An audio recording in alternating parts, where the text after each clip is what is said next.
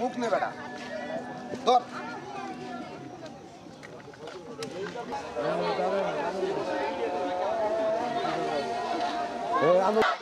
ছাত্রলীগের দালালেরা হুঁশিয়ার সাবধান হুঁশিয়ার হুঁশিয়ার সৈনিক এক পাও নাই গো একটা লিখ কর বৈষম্য বিরোধী ছাত্র আন্দোলনের কেন্দ্র করে গত 4 আগস্ট ইসলামপুরের আমাদের ছাত্র জনতার উপরে একটি বর্বরচিত হামলা হয়েছে।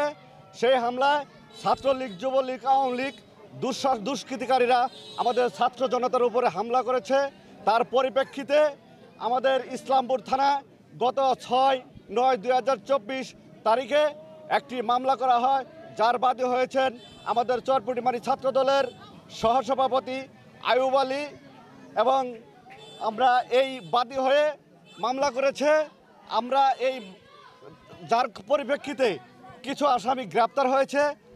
আমাদের পরবর্তীতে দেখতে পাই আমাদের বাদী ওই কিছু নেতার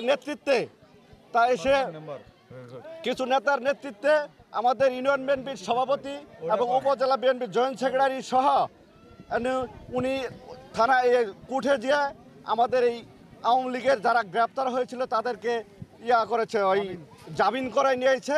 দমে যে বিপ্লব হয়েছে সেখানে আমাদের এই বৈষম্যবিরোধী ছাত্র জনতা কিছু আহত হয়েছিল। সেখানে আওয়ামী লীগ, যুবলীগ, ছাত্রলীগ তারা আক্রমণ করেছিল। সেই সুবাদে 6/9 একটা মামলা দায়ের হয়। সেই মামলার বাদী আমাদের ইউনিয়ন 11 নং চরপুটিমারি ইউনিয়নের সিনিয়র সহসভাপতি আয়ুব আলী বাদী হয়।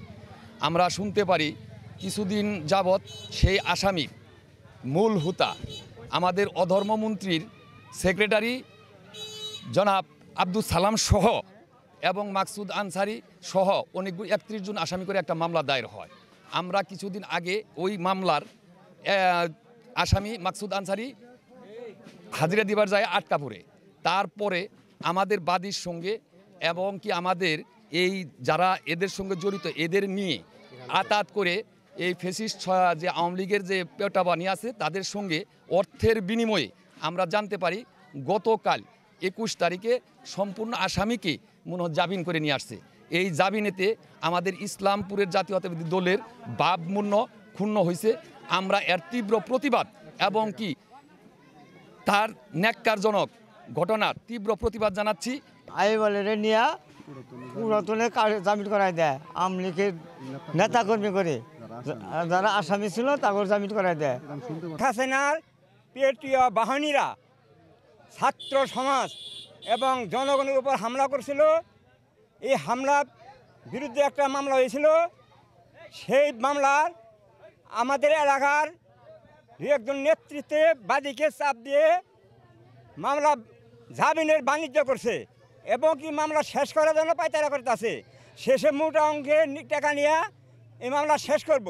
এই সত্য ঘটনাকে মিথ্যা বানায়া যে বাণিজ্য করতেছে একটা সুব্যবস্থা আমরা চাই এলাকাবাসীর পক্ষ থেকে।